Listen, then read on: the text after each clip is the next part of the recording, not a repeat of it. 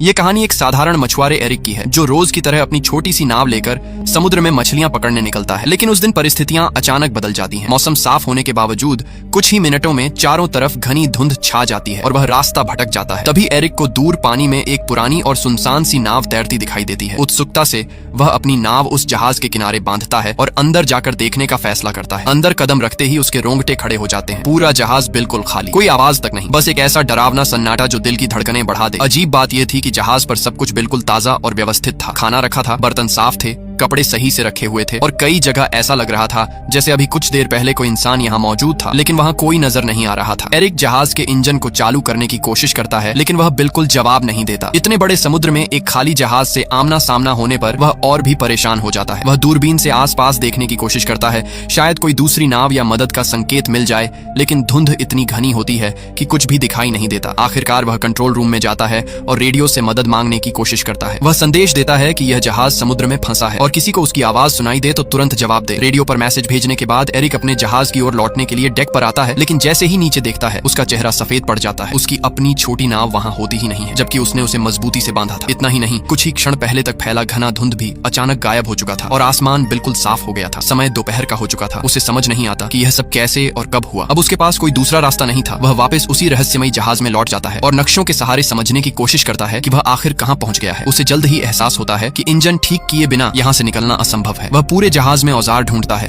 और घंटों की मेहनत के बाद इंजन को ठीक कर देता है। उसके लिए ये सबसे राहत भरा पल होता है, लेकिन समस्या अभी खत्म नहीं होती। वह फिर से रेडियो पर संपर्क करने की कोशिश करता है, लेकिन एक बार फिर कोई उत्तर नहीं मिलता। थका हुआ एरिक ऊपर की तरफ आता है और उसे अचानक पेशाब जाने की जरूरत महसूस होती है। आसपास कोई नहीं दिखता तो वह सोचता है कि जहाज के किनारे जाकर ही निपट लेता है, लेकिन जैसे ही वह किनारे पर खड़ा होता है अचानक कोई उसे जोर से धक्का दे देता है। वह सीधे समुद्र में गिर जाता है। तेज धार और हवा के दबाव में वह वापस ऊपर आने की कोशिश करता है, लेकिन बहुत मुश्किल से जहाज से लटकती रील को पकड़कर खुद को डूबने से बचा लेता है। हिम्मत करके वह धीरे धीरे खींचते हुए दोबारा जहाज पर चढ़ता है। अभी वह पूरी तरह संभला भी नहीं था कि दोबारा नीचे टॉयलेट जाने उतरता है। तभी अचानक कोई जोर से दरवाजा बंद कर देता है। शुरुआत में उसे लगा कि हवा से ऐसा हुआ होगा, लेकिन जब वह बाहर निकलने की कोशिश करता है तो ताला अंदर से बंद मिलता है। यह देखकर उसकी सांसें अटक जाती हैं। वह ताला खोलने की हर कोशिश करता है, यहाँ तक कि जेब से एक सिक्का निकालकर भी खोलने की कोशिश करता है, लेकिन कुछ काम नहीं आता। अब उसे यकीन हो जाता है कि इस जहाज पर वह अकेला नहीं है। कोई है जो दिखाई नहीं देता, लेकिन हर पल उसके आसपास घूम रहा है। किसी अनजान ताकत का उसे परेशान करने का इरादा साफ नजर आने लगता है। वह जोर से चिल्लाता है, जो भी हो कृपया दरवाजा खोल दो, मैं सिर्फ देखने आया हूँ। लेकिन उसे कोई जवाब नहीं मिलता। डर और बेचैनी के बीच वह केबिन की ओर बढ़ता है और वहाँ पहुंचकर जो देखता है उससे उसकी रीढ़ में सिहरन दौड़ जाती है। फर्श पर खून के धब्बे, माहौल इतना डरावना कि कोई भी सामान्य इंसान वहाँ से भाग खड़ा हो। लेकिन एरिक हिम्मत जुटाता है, एक कैंची उठाता है और दरवाजा खोलने की कोशिश करता है। तभी अचानक पूरा जहाज जोर जोर से हिलने लगता है। ऐसा लगता है जैसे कोई बड़ा हादसा होने वाला है। वह डर के मारे ऊपर की ओर भागता है और एक खिड़की से बाहर झांकता है। सामने दूर से एक विशाल कार्गो जहाज उनकी दिशा में तेजी से आता दिखाई देता है। उसकी सीधी टक्कर इस जहाज से होने वाली थी। एरिक समझ जाता है कि अगर टक्कर हुई तो वह जिंदा नहीं बचेगा। वह किसी तरह ध्यान आकर्षित करने की कोशिश करता है, अपनी शर्ट उतारकर जोर जोर से हवा में लहराता है, लेकिन इतना विशाल जहाज उसे देख ही नहीं पाता। अब उसके सामने एक ही रास्ता बचता है, जहाज को रोकना। तभी उसकी नजर खिड़की के पास लटकी एक लंबी रस्सी पर पड़ती है। वह तुरंत एक उपाय सोचता है। रस्सी को बांधकर वह उसे पानी में फेंक देता है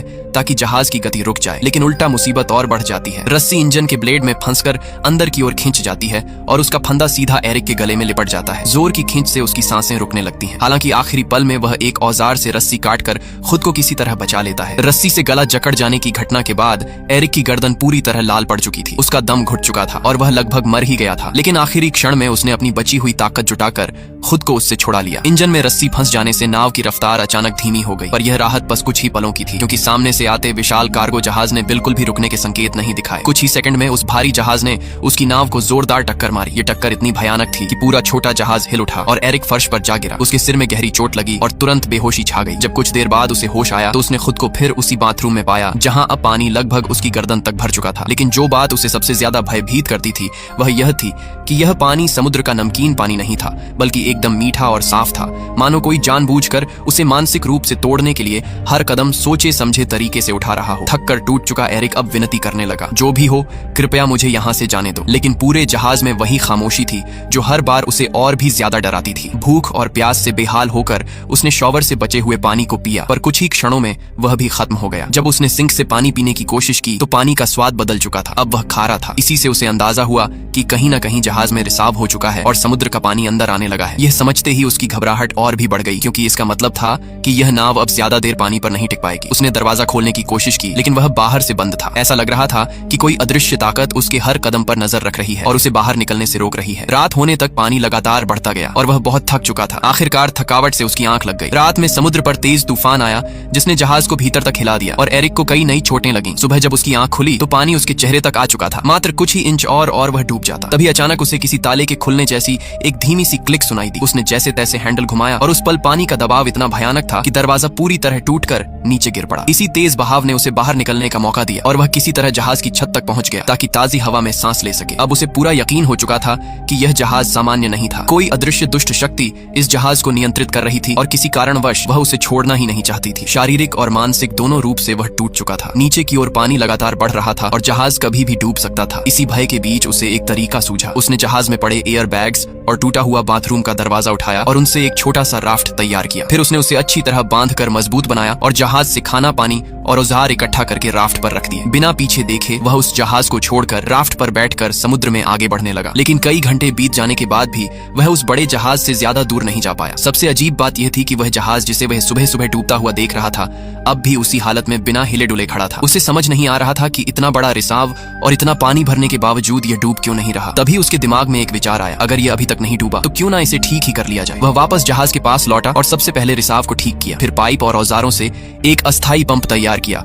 और धीरे धीरे जहाज में भरा पानी बाहर निकाल दिया। इसके बाद उसने नाव के बाकी हिस्सों की भी मरम्मत की ताकि आगे कोई दिक्कत न हो। काम पूरा करने के बाद वह फिर रेडियो पर गया और मदद मांगने की कोशिश की, लेकिन इस बार भी कोई जवाब नहीं आया। थका हारा वह फिर कंट्रोल रूम में लौटकर नक्शों को देखने लगा। जब उसने इंजन चालू किया तो उसकी उम्मीदें फिर टूट गईं। जहाज एक इंच भी नहीं हिला, मानो समुद्र ने उसे अपनी जगह पर चिपका दिया हो। वह पूरी तरह टूट चुका था कि तभी उसकी नजर दूर एक और जहाज पर पड़ी। यह देखकर उसके अंदर फिर से आशा की एक किरण जाग उठी। उसने तुरंत राफ्ट उठाया और पूरी ताकत से उस जहाज की तरफ बढ़ने लगा, लेकिन अचानक वह जहाज खतरनाक तरीके से उसकी ओर बढ़ने लगा, मानो कोई अदृश्य हाथ उसे एरिक की ओर धकेल रहा हो। एरिक ने रफ्तार बढ़ाई पर बड़ा जहाज और तेज हो गया। टकराने से ठीक पहले एरिक ने आखिरी कोशिश करते हुए राफ्ट से छलांग लगाई और समुद्र में तैरते हुए दूर जाती एक और नाव की ओर तैरने लगा। लेकिन जब तक वह वहां पहुंचा वह नाव पूरी तरह गायब हो चुकी थी। उसे अब पूरा यकीन हो गया था कि इस रहस्यमयी जहाज पर कोई बुरी शक्ति है जो उसे किसी भी हाल में यहाँ से जाने नहीं दे रही। उसने कसम खा ली कि चाहे जान चली जाए वह वापस उस जहाज पर नहीं लौटेगा। लेकिन समुद्र का पानी धीरे धीरे और ठंडा होता जा रहा था। उसका शरीर सुन्न होने लगा था।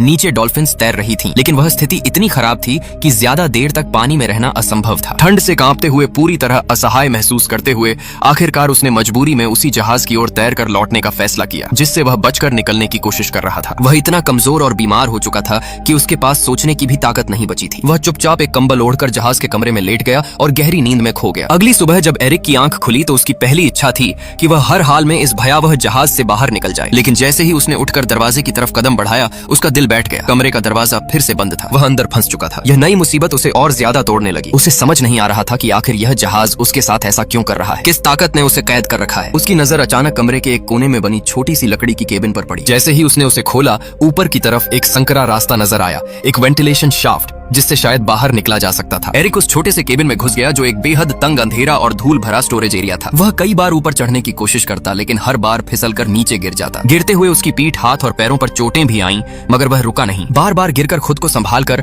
आखिरकार वह वेंटिलेशन की खिड़की तक पहुंच गया। उसने पूरी ताकत से खिड़की को धकेला, झटके दिए, पर वह जरा भी नहीं हिली। ऐसा लग रहा था जैसे किसी ने जानबूझकर उसे बाहर से कसकर बंद कर दिया हो। इसी बीच उसे एहसास हुआ कि इस बंद जगह में हवा भी कम होती जा रही है। सांस लेना मुश्किल होता जा रहा था। वापस नीचे जाने का रास्ता भी दरवाजे के बंद होने की वजह से खत्म हो चुका था। अब उसे लगने लगा कि शायद यही उसकी आखिरी जगह बन जाएगी। उसी समय फिर से वही रहस्यमयी क्लिक की आवाज गूंजी, ठीक वैसी ही आवाज जिसे वह पहले भी कई बार सुन चुका था। और उसी क्लिक के साथ वेंट की खिड़की अचानक खुद ब खुद खुल गई। एरिक ने एक पल भी बर्बाद नहीं किया और तेजी से बाहर निकल गया। बाहर की ठंडी ताजी हवा उसके फेफड़ों में भरते ही वह थोड़ी देर के लिए शांत हो गया। जब उसने ऊपर से नीचे झांक कर देखा तो उसे समझ आया कि यह जहाज खुद ब खुद एक छोटे सुनसान से द्वीप की ओर बढ़ रहा है। उसके मन में हल्की सी उम्मीद जागी, शायद यह उसका मौका था इस अभिशप्त जहाज से छूटने का। जैसे ही जहाज किनारे लगा एरिक तुरंत नीचे उतरा। जमीन पर कदम रखते ही उसे लगा कि इस पूरे रहस्य के पीछे जरूर इसी द्वीप पर कोई छिपा हुआ है। गुस्से में उसने रास्ते से एक लकड़ी का डंडा उठाया और चारों ओर तलाश शुरू की। लेकिन कुछ ही देर में उसे एहसास हुआ कि यह द्वीप पूरी तरह बंजर है। न कोई झोपड़ी, न कोई आग के निशान,